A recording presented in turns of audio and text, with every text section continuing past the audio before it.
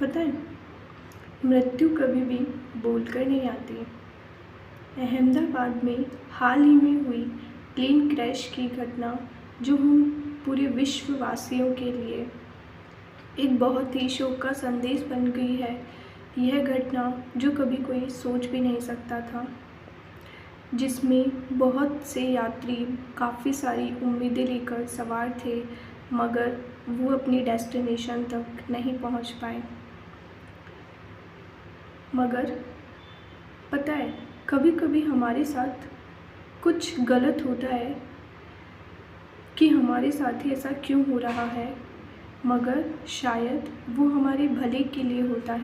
इसी बीच एक वुमेन भूमि चौहान, जिनकी केवल 10 मिनट देरी की वजह से वो फ्लाइट छूट चुकी थी, सीनियर्स से काफ़ी रिक्वेस्ट करने पर भी उनको एंट्री नहीं मिली। उस वक्त तो शायद उन्हें लगा कि यार मेरे साथ ही ऐसा क्यों हुआ, मेरे साथ इतना गलत क्यों।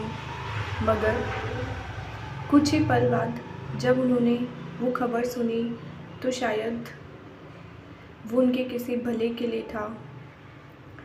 और पता है, क्योंकि वो जब घर से निकली थी तो वो बाबा गणपति का आशीर्वाद लेकर निकली थी, तो इसीलिए यह भी हमारे लिए एक सीख है कि कभी भी किसी कार्य को करने से पहले या कहीं लंबे सफ़र पर जाने से पहले हमें भगवान का आशीर्वाद लेकर निकलना चाहिए, क्योंकि पता नहीं किस मोड़ पर आकर भगवान हमारी सहायता। तो ऐसे ही हमारे जीवन में भी बहुत सारी घटनाएं घटित होती है जो एक पल के लिए तो हमें बहुत बुरा महसूस कराते हैं, मगर अगले ही पल वो हमें एहसास दिलाती है कि शायद वो हमारे किसी भले के लिए होता है। तो ना कभी भी कुछ गलत हो जो हमारी आशाओं के विपरीत है तो घबराओ नहीं, क्योंकि क्या पता अगले ही पल वो हमें कोई अच्छा रिज़ल्ट प्रदान करें।